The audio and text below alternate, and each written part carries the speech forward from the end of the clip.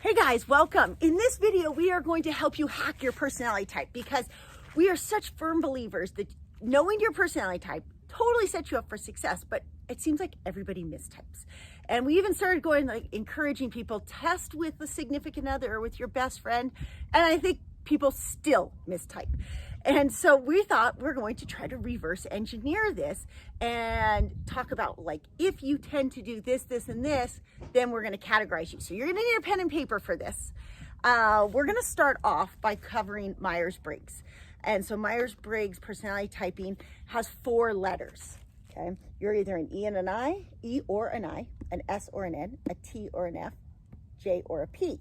And so I'm going to hand it off to my experts and they're going to tell you, I'll hold on to this for you. So E versus I. So E versus I is the simplest one to tell apart because it's something that you're probably very acquainted with, even if you don't know what Myers-Briggs is. E and I is introversion versus extroversion. Now, I still see a common mistype here is that people tend to think they're introverted because they enjoy doing things that don't require people. That doesn't necessarily mean you are an introvert. The biggest difference between introvert and extrovert is one gets energy and feels energized by being alone and doing things solo, versus extroverts are energized by being around people, socializing. Now, you can still be an introvert and like people, and you can still be an extrovert and like being alone. Do you think that's something? And I like to think of it in terms of percentages because everyone has an extrovert in them and everyone has an introvert in them. And so if 60% of the time you prefer to be an introvert, then you're probably an introvert. Even though that 40% of the time like is essential to your life, that you need that 40% extrovert in your life, you could still be an introvert. And it's really something that we struggle with. I mean, we know our personality type. We know for sure that they are both introverts, and I'm dang sure I feel like that I'm an introvert too. However, all 3 of us would say we love people still. Yeah. And it's really where you build, where you get your energy from. And I know for me in my case, the big difference, if I'm an introvert versus an extrovert, it's going to just shift the order of my functions, but they're still pretty much the same function. The fact that every video I like to have my pointer stick tells me there's much more chance that I'm a commander and not a architect, but I'm around 6 people all day long. So it's really hard to tell. You know, my life sets me up. I guess it's the thing. It's like maybe your job, you are like, well, I'm around people all day. I need a break. I must be an introvert. It's Well, you could be a 70% extrovert and all of your day is taken up as an extrovert, so you just don't even get that 30% introvert. Yeah, so keep both sides in mind as you're going through and take into account how your life is, you're living your life, so that you don't go into a mistyping scenario. And like we were saying, the real big thing is that your first and second function end up being flipped if you're Yeah, introvert. it might depend based on what the typing is, but for most of them, if you're introvert or extrovert, it'll just flip the functions around a little. Yeah, and we're going to get into that in this long video. Okay. Point being, I versus E is important, but I personally think it's not one of your most important in It's not going to be the first way. So we spent like hours trying to decode this to be the most simple way possible for you to understand. Yes, that's me. No, that's not me. And then process of elimination. And so introvert and extrovert is not the first way we're going to show you how to do that process of elimination because of the fact that you do have it's most likely to have an equal balance. And I don't think if you mistype in E versus I, that it has as Dramatic effect. Yes, I think so. Pay attention to the next ones because those ones, especially this next one, I think has a huge effect on how you apply the personality type to all these other things. So Gabby, S versus N. Okay, so S versus N is a difficult one because most people want to think that they're N's, and there's nothing wrong with being an S. The thing is though that a lot of times we think of ourselves as an N type, when the truth is that only, what is it, 20% of the population is I think that's N? about it. And that doesn't necessarily mean like, oh, you need to be that 20% because it's special. It's important for us to look at ourselves and think, okay, what am I realistically looking at myself as? Because what happens is if we a lot of times we identify ourselves as N types, but then what happens is that it completely flips all of our functions, as we're going to talk about, because you have 4 functions in your personality type. And really the way you look at S versus N is How do you? Yeah. How do you So explain? this is, again, in case we didn't tense it enough, this, in my opinion, is going to be the most important one. When I first tested, I thought I was completely different type because I thought I was N, and that set me up for this different mindset and not seeing myself correctly. The biggest difference between S and N is one's called intuitive and one is called observant or sensing. Intuitive people tend to be these open-minded thinkers who think outside the box and take larger jumps mentally to new ideas. And then observant types are more focused on the real world in front of them, and they're more observing their surroundings. Now, that We doesn't... should use the example of when we were driving, right? In the Yeah, and so we were driving one day. Here's an example. She's intuitive, I'm observant. And we're driving in the car and we're stopped at a stoplight and there's someone in front of us. And they're just sitting there talking, and out of nowhere, I'm just saying, is that a dead coyote on the top of the car in front of us? And they're like, what? Oh yeah. Like, that's I how kid you not, can we see. didn't see it at all. There's the difference between N and N is like Is a so broad- crazy.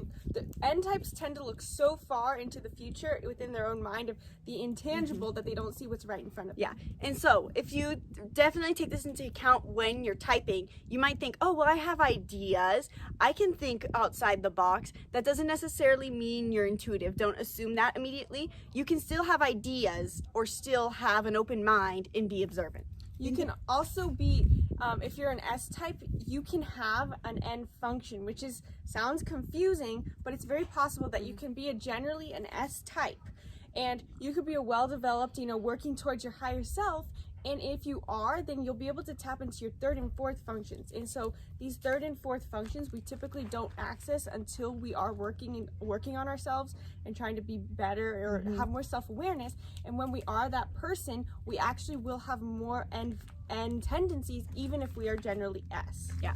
So be honest with yourself when you're typing and decide, like, okay, realistically, am I probably more S? And if that's the case, which is generally going to be more likely because more of the population is S, then just accept it, because if you're going to mistype yourself as an N, it's going to set you up to be so confused and on the wrong yourself. path. Exactly. I think the biggest take home of that one is like S's are so much more detail oriented. They literally just see either pictures in their head or the things that are right in front of them engaging in, whereas N types are way more idea based. Head in the clouds types. Like, oh yeah, future oriented. Okay, so then that gives Now us we have T and F. this So- one's I think easier to Yeah, T and F will be definitely easier in most parts to tell apart, because it controls how you act towards people or how you interact with things that come your way. information. Yeah. Whether you're a thinking, T is thinking, F is feeling. Yeah. So So if you're a thinking type, you're going to interact with people and you're going to respond to problems. You're going to respond to them with logic, with information, with data, and think rationally. But if you're a feeling type, you're going to take into account, what am I feel? That's going to be your top priority, is what am I feeling? How is this going to make this person feel? What are the emotions around me? So it's a very obvious difference. However, if you're T type, you can sometimes think because you care about others that means you're F. That's not necessarily so. It just comes down to when you're facing a problem, is your first instinct to go to others' emotions and your own emotions and the emotional consequence, or is it going to go straight to logic and rationality? Yeah, I think he's explained that pretty perfectly. It's really because you have to take into account, like you said, that thinking types do still care about people. All humans care about other people. And so just because there are times, like, of course you're going to care about your family, but for the majority of problems that come your way, are you looking at it from a logical standpoint, or are you looking at it from a standpoint of how am I going to best make everyone else around me happy? Feeling types tend to be more empaths and HSPs, highly sensitive people, and they can kind of feel the emotions of other people more, and they take that into account in their decision making. Yeah, so if you can figure out if you're T or F, it is going to make a big difference in your cognitive functions. And really all of typing you want to be able to correctly tell what your cognitive functions are. So figuring out whether you're T or F is going to change your cognitive functions, so rationally or emotionally decide which one you realistically are. So SJs, or not SJs, sorry. P J versus and J. P. P So- and J is prospecting versus judging, and those words are kind of confusing. But the simplest way to think of it is either J likes routine and planning, P does not like does not like routine and planning. Now, there are some small differences in here depending on what your other letters are. And so that's what our first process of elimination is going to go through. So don't worry, like right now you have your pen and paper. If you wrote a few like, oh, I tend I or E or that's not that important. Now's when you're going to want to start writing down. So our first question is going to be, ask yourself, do you enjoy change? Yes or no? Do you prefer newness? Do you prefer routine? And so we're going to start off with the STJ type. So don't worry about if you're E or I, but this is how you kind of put yourself in the STJ is change. Do you like change? And they're okay with it. It's not like you love change, but you're okay with it. Like, I could do something different. The big thing is that you prefer routine. Yeah, if you're an STJ type, you're not going to be the spontaneous person who wakes up and says, I'm bored by my routine, I want something new. STJ types are perfectly fine being in their routine, and then eventually they'll plan something new, but they want to know exactly what they're heading for. So I would say that the check marks are, you're a good planner, okay? You prefer routine, you are really good at school or work, you fit very well into systems. You typically could even be good at managing things, right? Mm-hmm. Very good at managing things.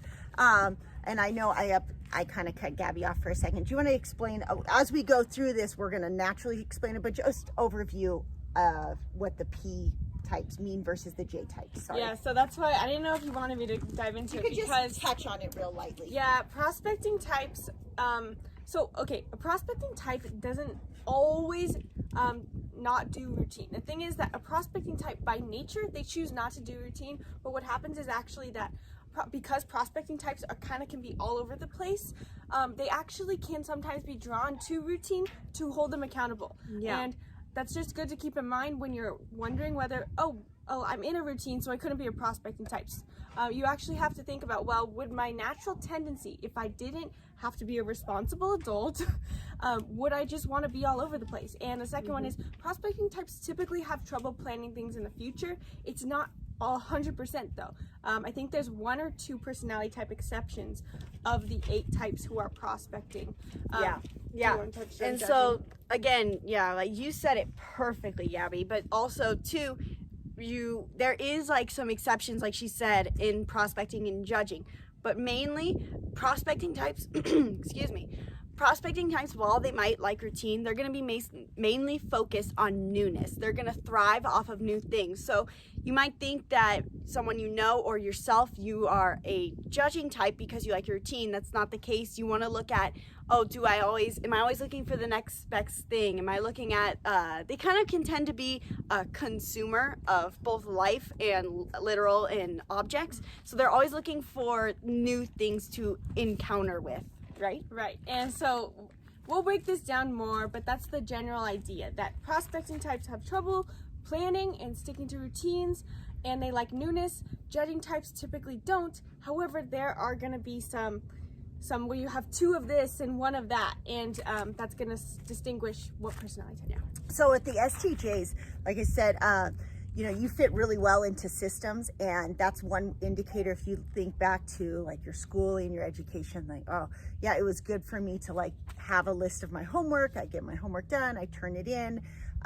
So of the STJ types, we've got an I in front of it or an E in front of it. So if you are I, fact-oriented, you're a little more opinionated, and you have great follow-through. And you're also, if you're, so the 2 differences is, you're going to be ISTJ, which is called a logistician, or ESTJ, which is an executive. If you're introverted, you're going to be not going to care too much for crowds, and you're going to be more interested in doing research solo.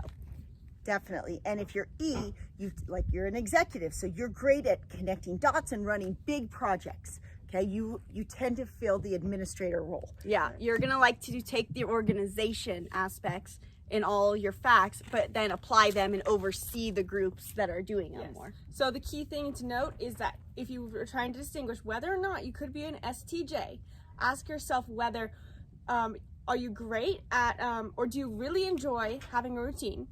Do you enjoy newness as long as it's planned newness? And do you also do you take in facts and handle them well? Definitely. So those are the 3 questions to ask yourself. And then switch to SFJ. So then we get into the SFJs. If STJ, ISTJ, and ESTJ didn't sound like you, then we're gonna go into the next one. This is another 2 Myers-Briggs types that you might be. These are the SFJs. There's 1 letter different from the last one, and that means your dominant feeling over dominant thinking. And how this plays out is that you tend to be very empathic towards people, and your first reaction is always, how can I help others? You walk into a room and these people are naturally empathic and caring, and they're going to see and ask you, how are you? What do you need? They're gonna seem very in tune with other people's emotions. Wouldn't you agree? Definitely, because both of them are going to have the same first function. Now, both of these types, again, they are really function best when they're within a routine. And this type, as opposed to the STJs, the SFJ really doesn't necessarily crave change or newness. Yeah, they very much, even more so than the STJs. They like the routine more. They occasionally, it doesn't mean they don't want to go out to a new restaurant if you invite them, but they're going to be perfectly happy in their routine every day.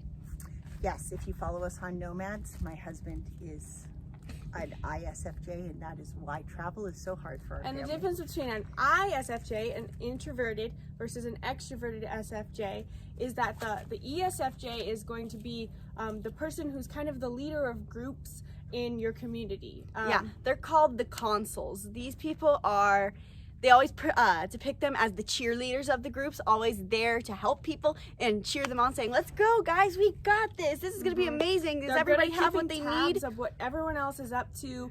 They can sometimes be good at making connections within community of this person, you should meet this person, whereas the ISFJ is typically the one-on-one what would you say? Our dad is a perfect example. He's a personal trainer, and he's the perfect person to be like, okay, how can I help you individually? Yeah, you summed it up. I'm going to recap that again just to make sure they understand the difference between the two. If you're thinking you're an SFJ, if you're an ISFJ, you're going to be the defender. You're going to be very, you're not going to care so much for big parties. That's a big one. The ESFJ likes the parties more. The ISFJ, though, is more focused on one-on-one interaction and engaging with that person, understanding their emotions, and helping them as much as possible. And if you're the ESFJ, you're gonna like the parties more. You're not gonna necessarily want to be the center of attention, but you're gonna love having that many people around you, and they're gonna be focused on the big group and seeing how they can help everyone get what they need. Perfect. As far as planning, Yeah, those 4 types, do you think Okay, yeah, that's a good point. So whether or not you're extroverted or introverted, the SFJ compared to the STJ, the feeling types are going to have more trouble planning for the future. While both types prefer routine, but the STJ is very good at planning future trips, any future plans for their life, and they actually don't mind change as long as it's planned. This type has trouble coming up with a detail-oriented plan for their future. They're great at details in the moment, like a week in advance, a month in advance, but anything long-term, they have trouble for having that sight into the future. Perfect. Or one thing I noticed about, because we know a couple of both extroverted, the consul and the administrator, I think a lot of consuls will see themselves as good planners, but it's just relative. They might be able to plan one aspect or 2 aspects, but it's not so big, like connecting multiple dots. That's a big thing that makes them different. Because I know some consuls that are like, no, I'm really good. I planned this trip. I planned my retirement. I planned these 1 elements, but it's based on stability. Yeah, I agree with that. And it always, if you know anything about the cognitive functions, this is because it comes down to cognitive functions. So if you're... We'll do cognitive functions at the end, and then we won't confuse them too much. But so if any of this is like, oh, it's kind of me, if this is like, this is not me, then just ignore everything we just said. And on to the next one. So now we're going to keep the J. These are still judging types, but instead of being an S, they're N. They're an intuitive judging type. Yes. Take it away, Gabby, the expert NJ. Okay, NJ. Okay, NJs are completely in their head in the future. If we combine those 2 letters simplistically, the N type is all about the theoretical, ideological, potential ideas for the NJ because is future oriented. prospecting types tend to be more present. So an NP would be more, oh, right here, right now, I'm gonna look at these things and combine them. Whereas an NJ is that how can I combine these big ideas and combine them into a detailed plan and then apply it in actuality. These people tend to be really good entrepreneurs or business starters because they have these grand ideas that they can apply logically. And they actually do them, as opposed to an NP has like even probably better ideas, but zero follow through. Yeah, and they're different from the SJs because the SJs focused on what they already know in applying that in a plan, whereas the NJs are creating new ideas and creating new things and applying it into a plan. If you're an SJ, you follow very systematic. A, then B, then C. An NJ is going to grab K and L and maybe Z B and pull them together, but then still put it into a plan. Perfect. I think that was a pretty good explanation. So should we go into these? So Gabby and I are both NJs, but she's an Enfj and I'm an Intj. And so the difference is that your first function is the same. You're both NI. You're in your head trying to come up with these ideas, but then your second function is different. So I am an FE and she is a T. So the difference is that my first extrovert function, anytime I'm in an extrovert scenario, I'm thinking about the feelings and emotions of the people around me, and I use that to kind of make my decisions. Where she is coming from a place of logic. Maximum efficiency. Maximum efficiency. I mean, I would say I had maximum efficiency too. So that's the NI function. So the big difference is that if you're an NFJ, you're going to be more aware of how people are seeing you or how others are seeing each other, more empathic. Whereas an NTJ can have the attitude of, I don't care what people think. So we basically come down to she's compassionate and I'm just assertive. And that pretty much summarizes it. Done. If you're thinking you're an NFJ. Because I was like actually my type in presenting the type. Yeah. Okay, so if you're an NFJ, you're going to be ideas, thinking forward, but also a little bit of, oh, how's everyone feeling right now? What are they thinking of me? How is this idea interacting with things around me? Whereas an NTJ is going to be like, let's do the plan, let's get the ideas. Who cares if anyone the MTJ like is called the architect, so they're really good at or the commander. So let's go. Let's do that. So if you're an NTJ, you're either an I NTJ or an E NTJ. So you're either architect or commander. And you'll be able to tell commander really quick. So a commander and Will you? Are you sure about that? Okay. Come on. I'm glad we're having fun. I'm glad we're having fun. Too much fun here. I'm just kidding. So the ENTJ versus the INTJ, I was going to suggest that it's a kind of difficult to tell the difference because an architect, they actually have the exact same patterns. The difference is whether or not they're extroverted first and then scheming second, or if they're scheming first, then extrovert in commanders second. So how would you feel the big difference between commander and architect, other than the fact that you already know this is how the introvert versus extrovert plays out. If you're an ENTJ, a commander, you're going to like to be the one who's delegating more, whereas the INTJ, the architect, is going to be a little more about doing their projects. They're going to like drawing in more and not working with others, whereas, like I said, the commander's going to be like, you do that, you should do that, I need you to do that. In the architect genuinely would love to come up with their own architect plan. Yeah, and then just do their plan. But the thing is that you can, because those I and E are so similar, you can kind of bounce between it if you're I would say easy most on people that could bounce between them, but I would say realistically, I'm probably a commander who thinks they're an architect because of the fact that I just am around a big family a lot. But I still need a certain amount of alone time to like think of the best process. But realistically, once I have that time, I'd much rather step in and be like, hey, you're on that project, you're on that project. I have a really hard time, like literally putting this video into a course. I would never actually get it done without delegating it to like, hey girls, you need to help me do this so that I actually do it, because I just rather come up with the ideas and tell people this is what you should do than to sit there and do it myself. Yeah. So that sounds good. The NFJ, this one I think is pretty easy to tell the difference between an introvert and an extrovert. Mm-hmm. The extrovert of this type is actually pretty rare. I mean, it's not technically rare, but we don't see this often in the world because people who are the extrovert version of this tend to fall into that ESFJ. Now, Yeah. we're talking about the ENFJ here. So the ENFJ is the extrovert coordinator of everything. Now, as opposed to the console likes to be the coordinator of events and people in their communities on a small In the level. present. In the present or in the short term rather than the grandiose term.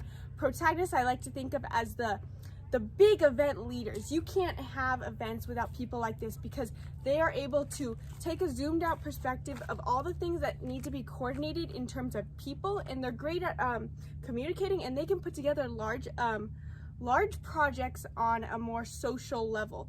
Whereas and I say social level because they are extroverts, they love dealing with people, but they're also great planners. Yeah. Now the INFJ is what I am, and the INFJ is what can probably describe me better than me. Well, first off, everyone I've seen, everyone I've ever known thinks that they're this type. They always assume that they're INFJ, and I don't know why, but this type is a very common mistype. So if maybe you already took the test and it says you're an INFJ, listen close to this video to get a closer look. Because the INFJ is called the advocate, and they're 2% of the population. 2%. That's pretty small. And how the advocate is that they're a little mix of the architect and the protagonist. And how this shows up is that the reason they're different from the architect is that they're not all logic based. They're an F type. They're more aware of how other people are feeling, but they're also not going to appear quite like the F types we talked about before, where they're super empathic, like, what do you need? These people, the N is very dominant in the advocate. So their first function is the NI. So that's what makes them that's why I made the joke that I think I'm pretty efficient too, because my N wants to be as efficient as possible, which makes me sometimes seem like a T type, but truthfully is that I'm first N, and then secondarily I want to make sure I don't hurt anyone's feelings. Yeah, that's perfect. Yeah, and advocates, these people tend to be, because they're introverts, they're not going to want to go to the social events and everything quite in a way. Maybe. Or let's just scratch it. Like, or they're definitely not perfectly. going to be the loudest person at the party. That's more what I mean. Yeah. I think the hard thing, because we always talk about a lot of people mistype themselves as INFJs. A lot of people think they're advocates, and that's okay. You know how you see yourself, but you really notice if you're an advocate. When we get into Enneagrams, I think it'll make it more clear. So when we get there. The advocate has this tendency that they just want to see the world flourish, and they want everyone to live in their fullest expression of but they're not loud about peace. telling you to do it. Yeah. So you have to read between the lines. You'll see it in their expression through their creativity, probably. You'll see it in their writing. You'll see it in videos that they make. They're not going to overtly tell you necessarily, because so and real quick on the extroverted version of Gabby is, I always think PTA mom, and so they didn't go to school, they don't know what this. You watch any we videos? don't want the boys who are watching this to feel like, okay, I get it. Well, PTA dad too. We all PTA leaders are equal, okay? But I get it. Victor feels like he's always in the female role. But continue. Real quick, PTA, like, is different than the principal and the vice principal. Those are your executives. So think of the difference, the ESTJ versus the ENFJ. I think those, which two letters are different, but they could be looked at very similarly. They give the difference. If you are the principal or the vice principal, you are following structures and systems. If you're the PTA mom, you still have you're processing a lot of stuff, but you're also like on a community basis. Like, we're gonna bring all these ideas and let's make them flourish. But they're not the console, because the console, which would be the S version of that, would be very in tune with the details of other people's lives. They're literally the second they're best friends. They're the one who's like implementing. Exactly. Yeah. It's like, in a way, how you explained it, remember the event scenario? It's like that. The protagonist will be the person who coordinates the entire event. The executive will be handling all the little details of everyone performing at the event. The console will be the person greeting you. Yeah, the greeting at the event, or in this, on the ground level, introducing everyone. So before we go into P, I just did a real quick summary. So if you are, I need to hold it closer. Okay, if you are a J type, you like routine and you're a planner. Okay, you hold it while I point. So J, you can plan, whether you're a great planner or not a great planner. You have some element of planning and some element of routine. You don't mind, some of you don't mind newness, but overall, whereas the P's, we're going to go the other end. If you're SJ, you pay attention to details, you talk in the past. This is how I know when somebody talks to me.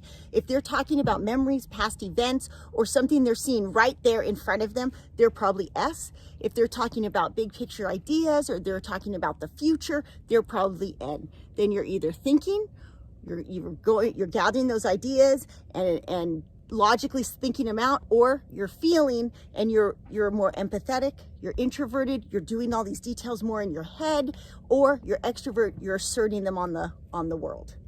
Perfect. Yes? All right, Perfect. let's go Did into... we miss a J, or was that all of them? Oh, that was all of them. That was all of them. All right, let's go on to P types. Hopefully by now you have a good idea of whether or not you are a J type. If you're You not, might have to, you might not by now understand, because there are going to be some P types like we said, that are going to be a little bit routine oriented, that you might have some mistyping already happening, so pay attention. yeah. So next we're gonna go on. What's to the big thing with P's? P's don't stick with plans long term. They might think, right? Yeah, I'm like, To just get in the so good. future. It's so Well, it's because I wanted to look at my notes.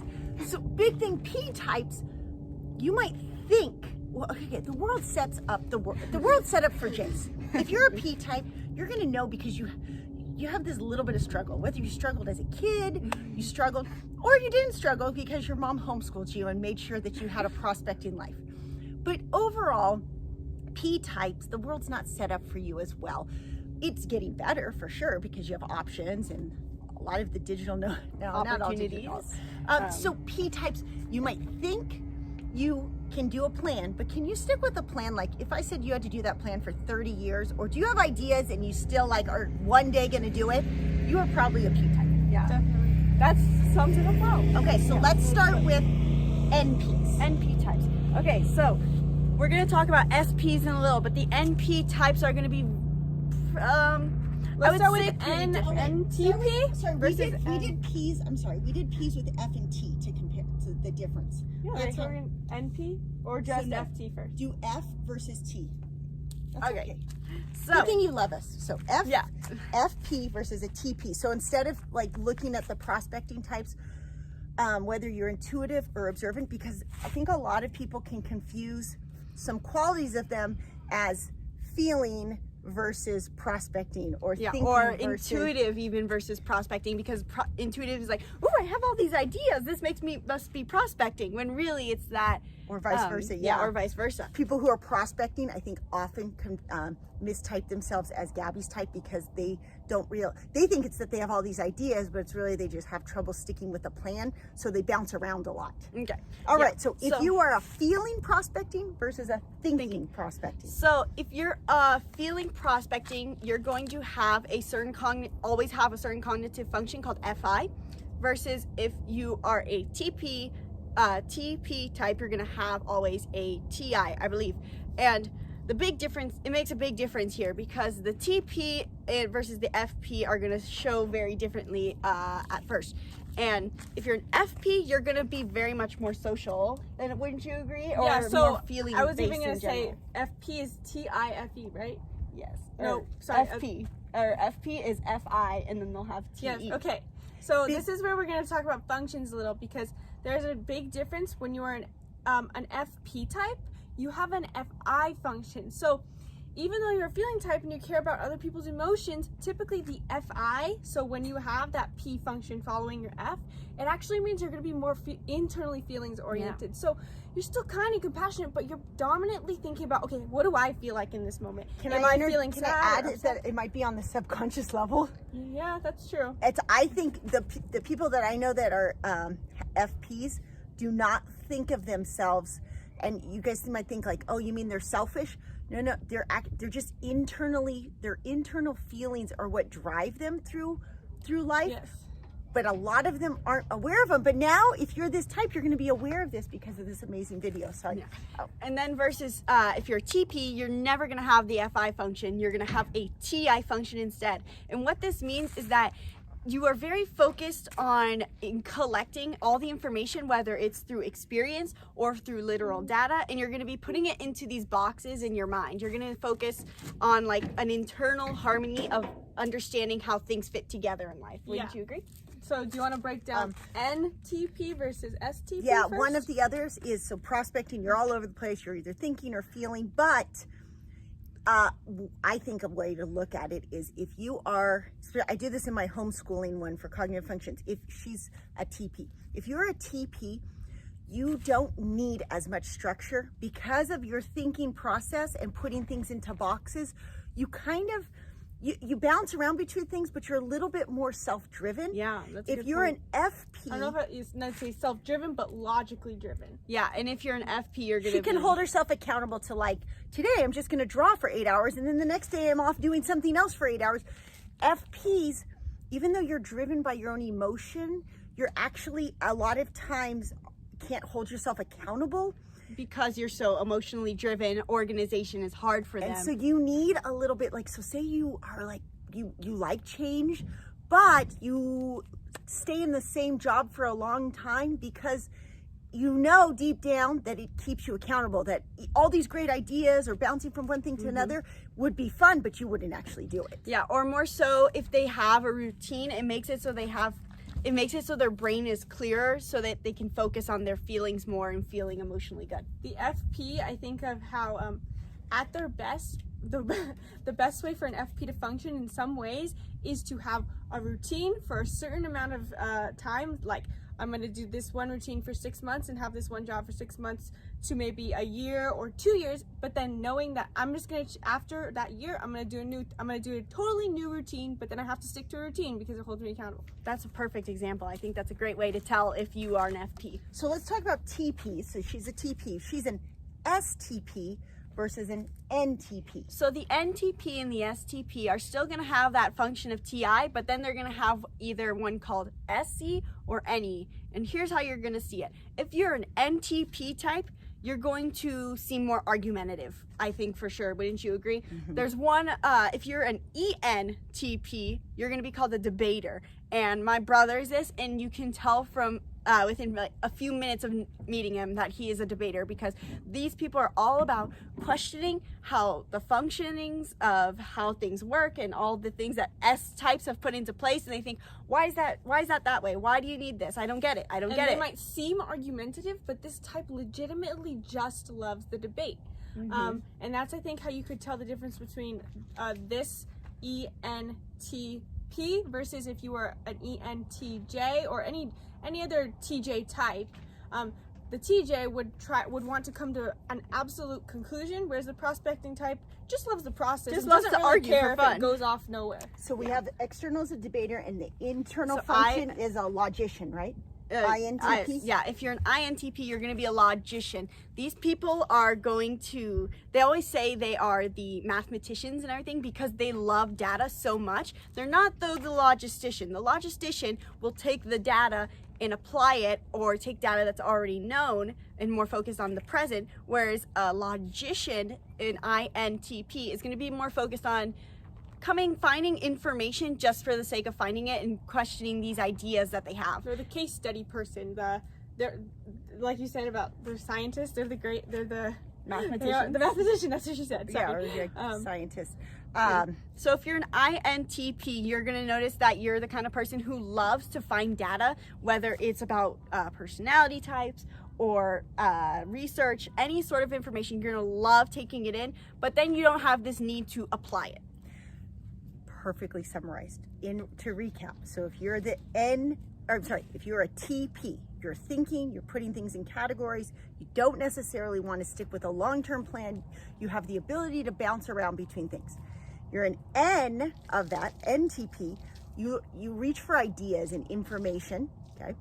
Extroverted, you're ready to debate it. I think of Jiraiya, he researches the most random information about dogs, about Jersey cows, anything, and just spits out random ideas. He will probably never do anything with those ideas unless he has a judging type I'm in sure his life. lawyers are also often debaters. I mean, I'm sure you have lots of personality types, but think about like, oh, this person is like a lawyer in everything. Objection! We just asked if you wanted dinner. I really want to know if Matthew McConaughey is this type, because I read his book right now, and I'm like, he has to be a debater. He has to be an ENTP. Yeah, so if Matthew And then the McConaughey, you're introvert? reading this. you're watching this. Introvert is going to be, we know a couple like this, that they have all the information about everything. And I'm like, okay, so what are you going to do with it? Well, Yeah. we So don't these go people- that far. We just have all these amazing random ideas. But we they don't just need kinda to follow it through. We might talk about it, but we're not going to do anything like applicable with it. All right. Okay. And so then there's the STPs. So that means there's going to be... This is the key with the STPs. Hands. They're hands on. Okay. I'm like, they're hands on, not ideas. They are builders. They're unique creative. They're creative builders, but not in a judging type. Oh, I fit into this job and I build like I'm a contractor. No, they like building things in creative and unique ways. They like, even if it's not building. So I think about how Isabel she's always baking, or she makes her kombucha every day. She always does things textile with her hands, and she paints, she draws. She loves to create with her hands. While the NJ types might like NP, you mean? We're talking about the NP likes to be creative within their head with ideas. The SPs like to be creative With the in present. actual reality. Yeah, so you're gonna notice a big difference if between SPs versus NPs is that NPs are gonna be more throwing out ideas, and SPs are gonna be more the doers, who you see are always creating arts and crafts, creating always. And you're gonna also notice too, if you're an STP, these people are not very worried about what other people think, as far as like, they're not the empathic types like, oh, what is this person thinking of me? They're more individualistic and going to That do doesn't their mean own they're thing. not likable. So the big ones, so we said STP. An I is Isabel, but barely. An I is Isabel, so she changes like, Called the I'm gonna virtuoso. you're like, oh, I'm gonna fix this for a while, and then I'm gonna work on this with my hands, and then the opposite, the E version of it is literally an entrepreneur. And so what makes them really, I think in this one, they're very easy to tell apart. They're taking in the world around them and engaging in it. See a problem, solve a problem. Yeah, It's see a need, truly, fill a need. thank you.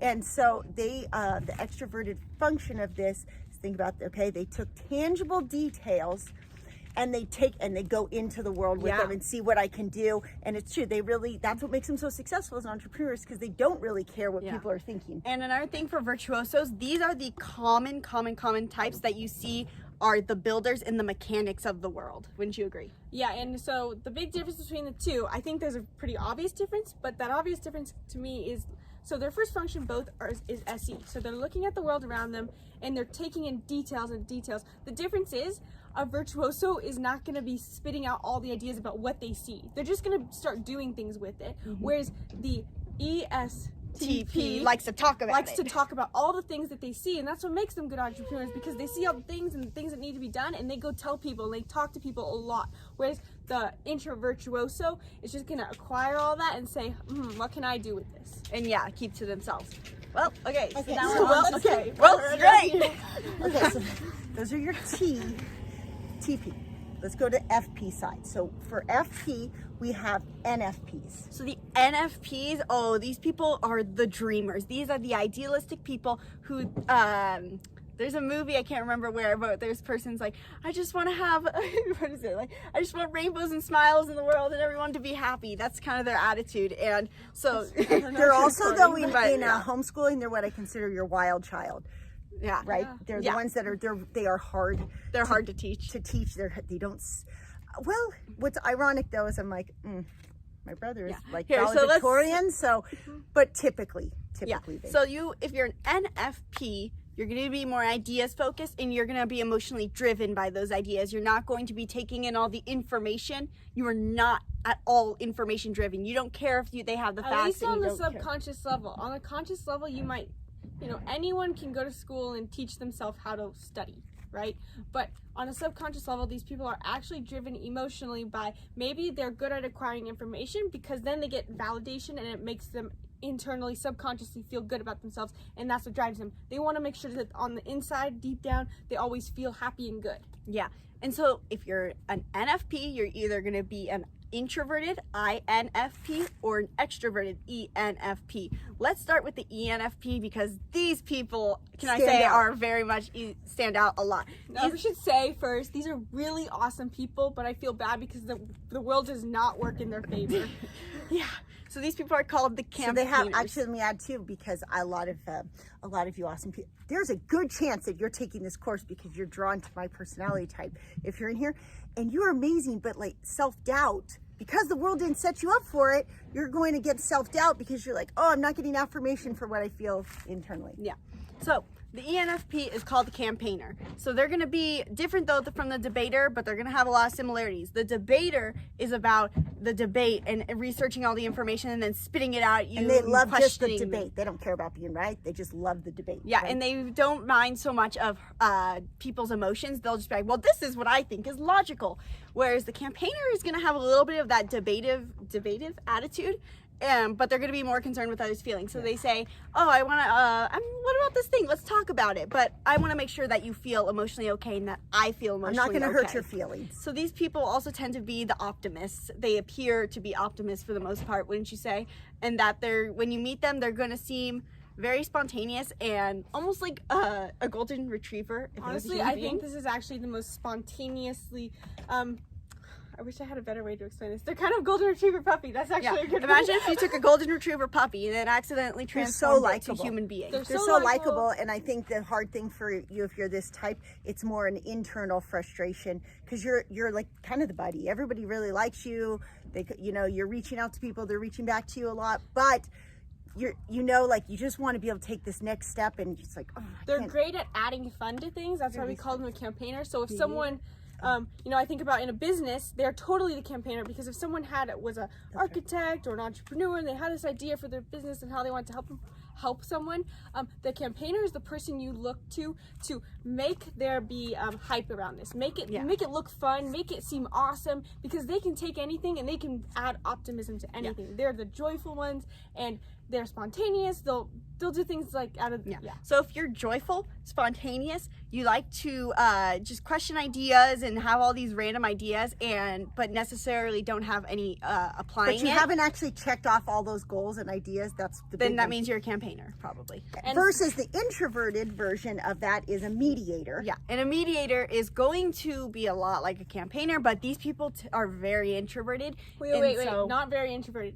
INFPs are often think of themselves as extroverts, and even personally from an external perspective, I often see mediators as extroverted people because their F and their N is so strong that they're so open-minded and they're so likable and sociable that they seem like extroverts, but truthfully it's just the difference is it then? The difference is that your first and second function will be flipped, whereas campaigners goes NEFI, a mediator goes FINE. So feelings come first for them. They're always very aware of how they're feeling and very in tune with their emotions, and then they want to talk about the ideas. So these people, how you're going to tell the difference between a campaigner and mediator, in my opinion, is that you're going to see these people are perfectly fine being alone for most of the part, whereas campaigners, it gives them, they do not enjoy being alone. If you're really close to them, it's probably harder to tell them apart. That's true. I would say the introvert has a calmer demeanor, wouldn't you say? Mm-hmm. Whereas the extrovert tends to have a lot of energy, although it's not always true. So I also think the INFPs I know versus ENFPs take more risks and have a little more follow through. They'll jump from career to career over time because it's like they're almost a little bit more in tune with that FI and know that they need more stimulus in their life and can hold themselves a little bit more accountable. ENFPs, they have way less follow through, and they need to bounce around, but like if they bounce around too much, they end up being lost. Yeah, so these even NFPs do great on routine too. Okay, so let's go over to SFPs now. So the extroverted of an SFP, ESFP, is an entertainer. And the entertainers are going to be a little different from the campaigners, whereas the campaigners are a little more focused on random ideas, like a debater and a campaigner both are.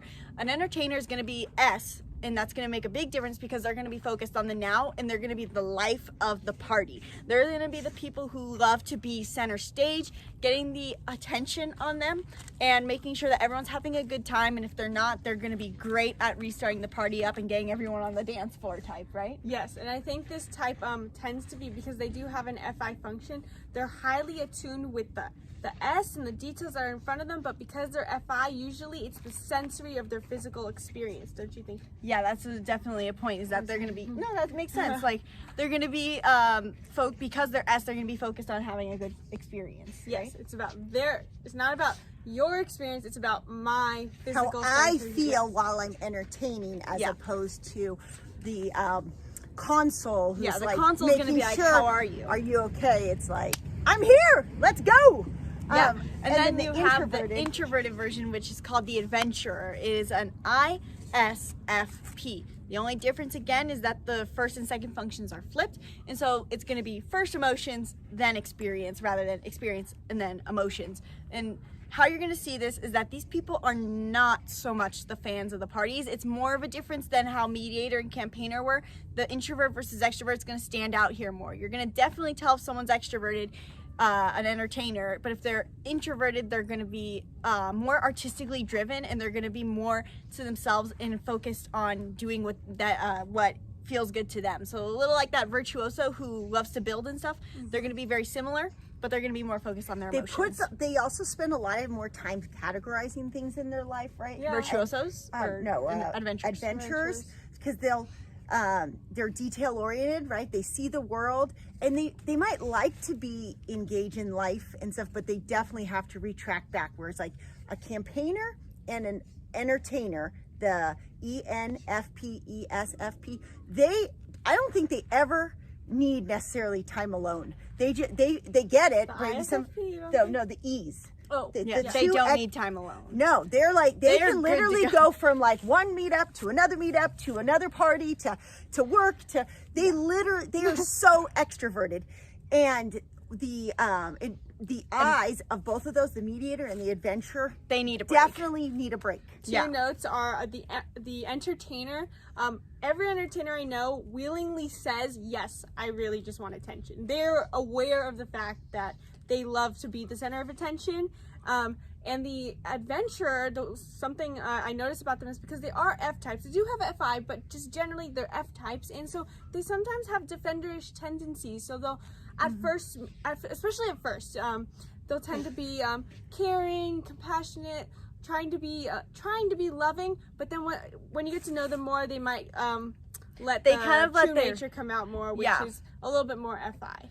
Yeah, so they try to be they have an F, so they're very caring and they want to connect with people, but then if you push them a little too far, or they can get defensive. I was laughing because like we're all higher consciousness and we all should just get along, but my personality type does not necessarily mesh well with that personality type, more because we're both extroverted natures, and so we're talking about entertainer now. You like with sorry. Adventures, Okay, I was laughing about the earlier entertainers and commanders, because an entertainer's like kind of assertive, like, yeah, I'm ready to party, I know, let's do this, and it's like all over the place. And then someone like me comes in with their well, this is the best way to do it, like if we're gonna have a concert, we gotta have our concert this way, and they're just like, I just want to have a concert, like let's just leave have your fun. organization out of this. And right, it's kind of like that, because I know a lot of entertainers that it's like we can both, if we like agree, like,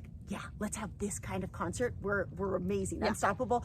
But then, so Tatiana is an entertainer, and I think of when we hit heads, The youngest child, she's 10 years old. and it's more because, and we're both like have this extroverted function, and we're both FI, so we both care about our own feelings. So if they don't align, it's gonna be, no, but it's my feelings. But and you're like my ideas, and they're all my sensory experience. Yeah. So to sum up for the 4 types, how to tell the difference. Campaigner is going to be slightly like a debater and want Slightly to puppy doggish. Yeah, puppy doggish. Let's have fun. Let's rile up the party, and like I just want to talk to you about my ideas that are completely random and not going to really do them. Introverted version, mediator, is going to like time alone, never, and will need breaks from people, but still have a little bit of that happiness, joyful attitude, like a campaigner. And if you're an entertainer, you're not going to be like a campaigner, ideas focused. You're going to be about the party now. And if you're an adventurer, you're going to be a little mix of the entertainer and the mediator, and you're going to be very artistically driven and focused on your own feelings. All right, so now we're going to go into cognitive functions. So we threw this word out a lot of times. And so cognitive functions, so we just came up with 16 different personality types. We each have 4 functions that we use. The first function develops very young. It's your dominant one. Right. And then the secondary develops around your teen years. So most of us watching this video have the first 2 functions kind of established. We can really use that for reliability if we practice self-awareness to think of how we engage in the world. Our cognitive function is the operating system, our computer in how our brain works. And you should know if you have kids or you've been in a relationship that not all people's brains work the same.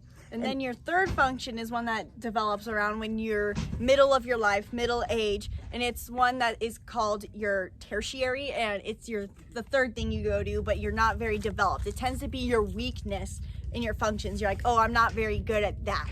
It's worth noting. And then there's your fourth function. What's the fourth one called? And your fourth one is your inferior function, your weakness. Right. And so really quick, for the last 2 functions, it's important to note that if you work on yourself a lot, if you work on understanding yourself, you might have your third and fourth already developed and they're just weak.